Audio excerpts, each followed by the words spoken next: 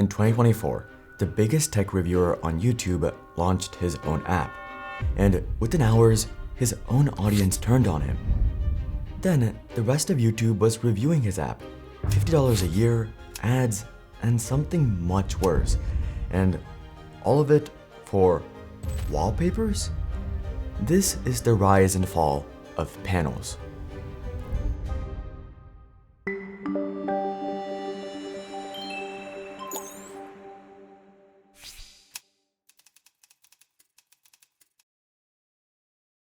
If you're unfamiliar with Marques Brownlee, aka MKBHD, his tech videos pull in millions of views. It all began in September 2024 in his annual iPhone review, but this video started a bit differently. If you've watched enough MKBHD, you know the aesthetic is basically half the video, and I definitely vibe with it. It's hard to describe, but I'd call it a modern minimalist aesthetic. Watching his videos sort of feels like being in an Apple store, just with more color.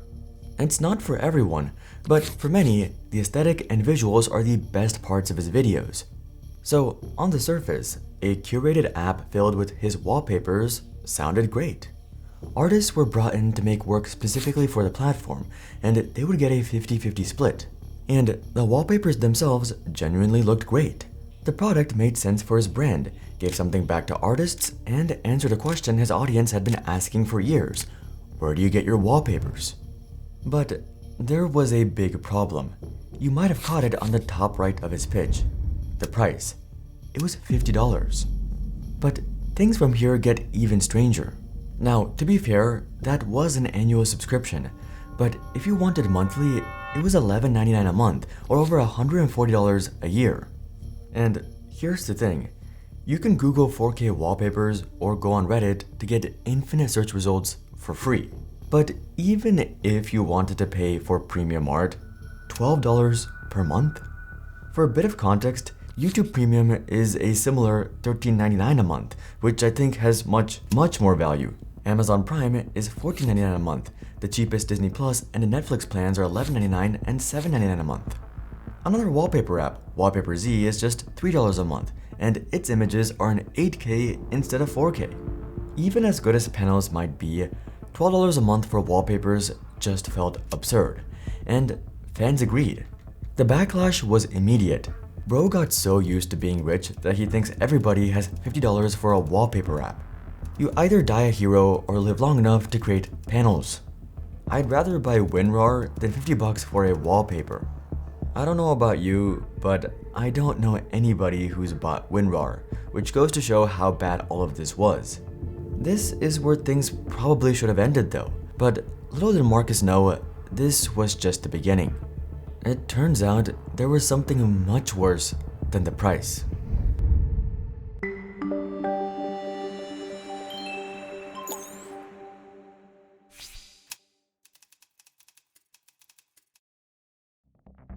But as it turns out, the reviews for his wallpaper app, Panels, have not been terribly great.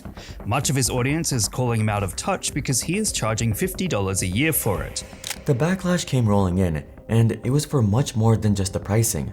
The free tier might honestly have been worse than the $50 tier. After finding a wallpaper I wanted, I had to watch an ad to unlock the standard definition, and to unlock the full resolution, it would be $20 a month or $50 a year. Now, some of these are pretty high quality, where I can justify paying money for them. Check out this one, orange. And I have to watch 2 ads to unlock this one. You can't even get 4K by watching 2 ads. You only get standard definition, aka 1920 by 1080. Plus, some parts of the app were just weird. First of all, when you open the app, it asks you to follow 5 creators.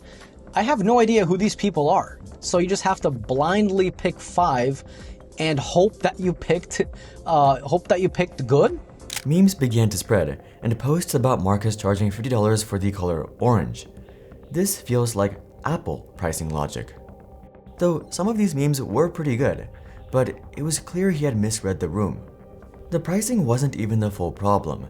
It was what users saw when they downloaded the app. When you first opened the app, Apple gave you a pop-up saying, allow panels to track activity across other companies' apps and websites. You might have seen this a few times.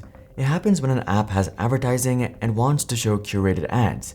But those who dug a little deeper saw that panels had a pretty concerning privacy report card. Under data used to track you across other apps and websites, it includes location, identifiers, diagnostics, and usage data. Expensive subscription, unskippable ads, aggressive data collection, all for wallpapers. People's disappointment and frustration kept brewing, and the whole thing was quite ironic. Back in 2016, Marques tweeted, "Golden rule number 1 of the internet, never try to charge for something that was already free." Is this in response to something? It's for future reference. It sure was, Marques. Eventually, the backlash, the pressure, and the discourse was too much. Marques made a post on X. First thing we're doing is fixing the excessive data disclosures as people rightfully brought up. As far as pricing, I hear you. It's our own personal challenge to work to deliver that kind of value for the premium version. The replies were about what you'd expect. Then, a few weeks later, he made a whole video just to address the backlash. Last week, I launched a project that I was really excited about that we've been working on for a while, a wallpaper app called Panels. And I made a lot of mistakes along the way, including the fact that I didn't really explain anything. I didn't explain the UI, what was in it, the point of the app, and most importantly, why it had a friggin' $50 price tier.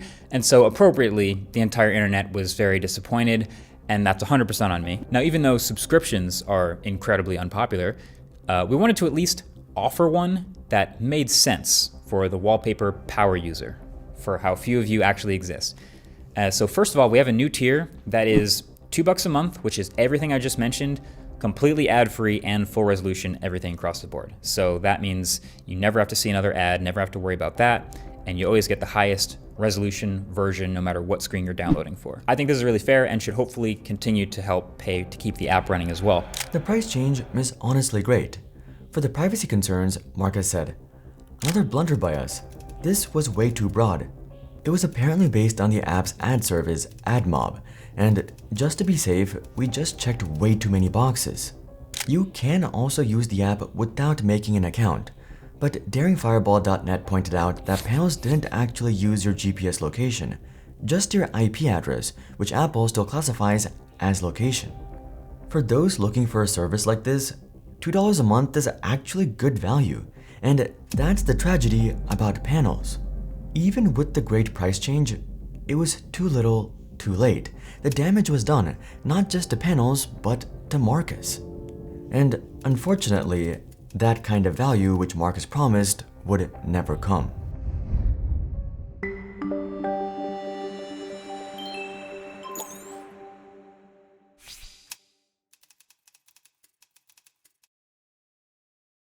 I'm sorry, MKBHD. People aren't subscribing to your premium wallpaper app anymore. It's like they totally forgot it even existed. Just like you did. People moved on, Panels got its pricing update among other things, but the app never really recovered its footing. Any chance it really had was gone. Then, in December 2025, just over a year after launch, Marques put out another Panels update. After a lot of deliberation, I've decided to sunset the Panels app this week. You know, it started as just a frequently asked question in the comments of years of videos of just like, oh, where'd you get that wallpaper? And so the idea was obviously to build something to answer that, but then also the vision grew into something that can support artists and platform a lot of this stuff and become this vibrant ecosystem where people like me who care about it could find cool stuff for their home screens. I'm sure its 10 subscribers are very upset. Speaking of subscribers, we're working on getting to 1 million, and I would really appreciate it if you hit the subscribe button. The video was unlisted, the comments were turned off, and a few of his reasons were a bit strange. And so, Panels released an official statement announcing the app's closure after not being able to find customers. I mean, the right fit with their development team or something. Sure, that was the problem. There was some goodwill in the shutdown though. The code would be open source on GitHub, which is neat, and all active subscriptions would be refunded. The target market for this is insanely small. Most people don't download a wallpaper app. This is for those who have been asking. If you're not into it, don't worry about it. He wasn't wrong exactly, but not for you only works when the product is airtight for the people it is for. Panels had some objectively bad flaws, and some people had opted to call it a scam, though I'm not sure if that's an accurate description. And this was actually surrounding another Marques controversy, his wallpaper app. And people were referring to it as a scam. And I went, well, it's not a scam, because a scam has to have an element of dishonesty to it. He told you what it was. He told you how much it cost. If you don't like it, don't buy it. That's not a scam. That's not like miracle snake oil healing cream that doesn't actually heal anything and actually gives you a rash. It's just a thing that doesn't have a value to you, and therefore you could just not buy. Right. Linus is right here. If the app tells you what it costs and you choose to buy it, scam isn't quite the right word. Though that doesn't mean the value was good. More than anything, the whole thing was a bit weird, especially for someone who seems to value polish like Marques. I love the way this Reddit user puts it. Super sloppy launch with all the privacy stuff, and I have zero idea how that subscription price past one meeting, never mind actually made it to launch. They definitely overestimated the demand for wallpapers. 99% of the people I know either have a picture of their spouse, partner, kids, or just set and forget a default one on day one. I don't actually think Marques made panels out of greed. It was born from a very real creator instinct. People kept asking about wallpapers, so why not build something around that? The audience was there, the question was there, and the brand fit was there. But when you charge people money and put your name on your own product, you have to be careful. People will hold you to a high standard. And for panels, the execution, pricing, ad design, privacy, optics, it was all sloppy. None of it lined up with what his audience expected from him. So the biggest tech YouTuber on the planet just released his very first app, and it's bad. It's really bad. I do feel bad for YouTubers in general. Every time I see posts on X saying, I have a lot of thoughts, video tomorrow, they're in the state of attempting to monetize everything they can, because that's the only thing they can monetize in their career. It's especially bad given his entire brand is reviewing tech products, and part of his success is from being honest and authentic. He'll be critical to any brand, even if he's a bit biased towards Apple sometimes. But now, after panels, many people don't trust his content anymore. The closer you look at panels, the more it almost makes sense. A curated wallpaper platform, artist revenue splits, and a discovery layer that goes beyond just scrolling Google images. That's a real idea. For a specific kind of user, one who genuinely cares about where their wallpapers come from and who made them, this could have been a useful niche product. But that's the thing. Niche. At $2 a month, maybe it works, but at $12, I don't think so. All things considered though, for a YouTube controversy, you can do much worse than panels. It wasn't a scam, just a miscalculation.